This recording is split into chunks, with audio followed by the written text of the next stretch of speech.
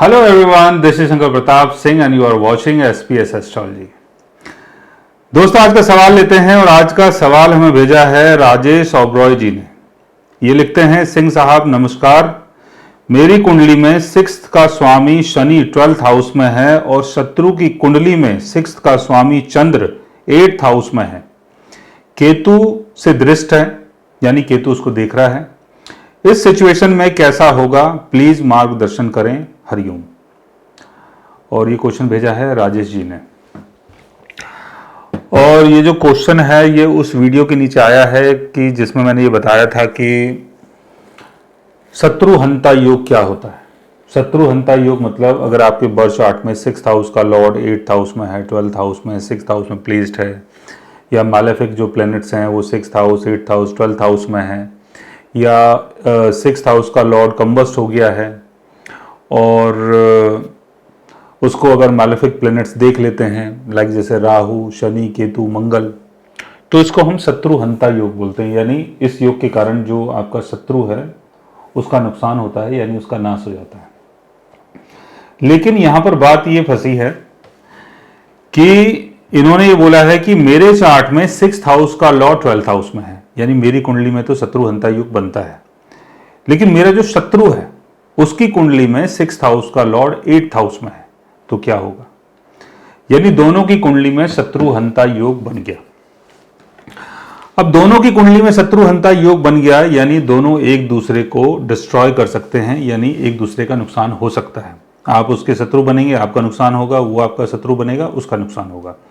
लेकिन ये जो नुकसान है ये अपने आप होगा, नेचुरल तरीके से होगा। ये नहीं कि आपने उसको जाके मार दिया तब आपका मतलब उसका नुकसान हो रहा है, या वो आपको कुछ नुकसान पहुंचा रहा है तब आपका नुकसान हो रहा है। ये नुकसान जो है ये नेचर अपने आप करती है। आपके शत्रु की हेल्थ खराब हो सकती है, मॉनेटरी लॉस हो सकता है, उसका एक्सीडेंट हो सकता है, उसके साथ कुछ भी हो सकता है, लेकिन ये काम नेचर अपने आप करती है।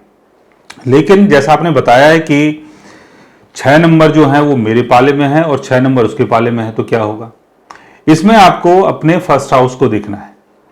फर्स्ट हाउस के लॉर्ड की प्लेसमेंट क्या है। फर्स्ट हाउस यानी आपका लगन, आपका एसेंडेंट।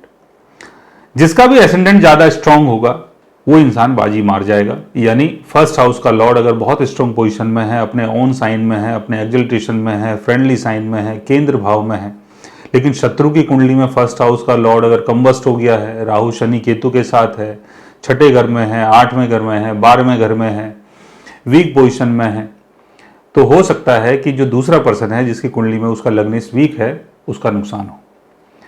इसके साथ साथ आपको 4th house, 10th house, 11th house, 9th house इसको भी देखना है। 4th हाउस यानी आपका सुख, 11th हाउस यानी आपकी इनकम, और जो भी आपकी इच्छाओं की पूर्ति होती है वो हम 11th हाउस से देखते हैं। 9th हाउस यानी गॉड, भगवान की सपोर्ट कितनी ज़्यादा है आपके साथ। 10th हाउस यानी आपकी पब्लिक विजिबिलिटी।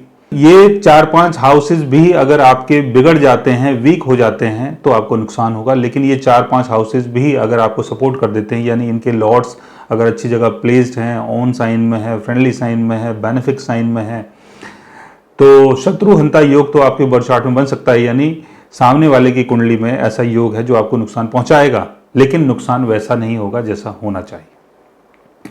तो जिसके चार्ट में उसका फर्स्ट हाउस का लॉर्ड, उसके 9th हाउस का लॉर्ड, उसके 11th हाउस का लॉर्ड, उसके 4th हाउस का लॉर्ड, उसके 10th हाउस का लॉर्ड अच्छी पोजीशन में है, तो ऐसा इंसान अपने प्रबल शत्रुओं से भी बच जाता है। लेकिन अगर कुंडली में, सामने वाले की कुंडली में अगर शत्रुहंता योग बना हुआ है और आपके चार्ट में फर्स्ट हाउस का लॉर्ड वीक पोजीशन में है, 4th हाउस का लॉर्ड वीक पोजीशन में है, 9th हाउस का लॉर्ड वीक पोजीशन में है, 11th हाउस का लॉर्ड वीक पोजीशन में हो, कोई फर्क नहीं पड़ता।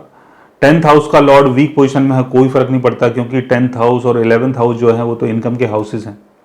थोड़ा बहुत नाम खराब हो जाएगा, उससे कुछ नहीं होगा, लेकिन आपकी हेल्थ, आपकी जो वाइटलिटी है उसमें कोई फर्क नहीं आएगा। तो इसको समझने के लिए पूरे बर्थ चार्ट को समझना है, और इसके साथ साथ एक चीज और भी देखनी है आपको कि मून और सन की पोजीशन क्या है। सन यानी आपकी आत्मा, मून यानी आपका मन। तो आत्मा और मन अगर दोनों स्ट्रांग है, आत्मा और मन अगर दोनों स्ट्रांग है, तो शत्रु की कुंडली में शत्रुहंता योग तो बनता है, लेकिन उसके बाद भी आपका बचाव होता है, क्योंकि सूर्य और चंद्र के कारण आपका बचाव हो सकता है। क्योंकि अगर आपको नुकसान हुआ तो कहीं ना कहीं पहला जो नुकसान है वो सूर्य को होगा और जो दूसरा नुकसान है वो चंद्र को होगा। चंद्र यानी आपका मन, सूर्य यानी आपकी आत्मा।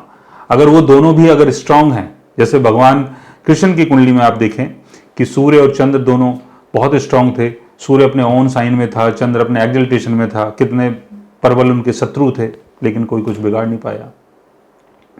तो इस तरीके से चीजों को आप समझ सकते हैं कि शत्रु हंता योग तो हर किसी की कुंडली में बन सकता है, लेकिन स्ट्रांग वही होता है कि जिसके बर्थ चार्ट में उसका लग्नेश उसका साथ दे दे और सूर्य और चंद्र की पोजीशन बहुत अच्छी हो, 4th हाउस और 9th हाउस के लॉर्ड की पोजीशन भी बहुत अच्छी हो। सो गाइस, आज मैंने आपको बताया कि जब दो लोगों के चार्ट में शत्रु हंता योग बनता है तो उसमें से कौन सा इंसान बाजी मार जाता है। अगर आप भी जानना चाहते हैं ऐसे शत्रु हंता योग के बारे में तो उसके लिए आप हमारे चैनल को सब्सक्राइब कर सकते हैं।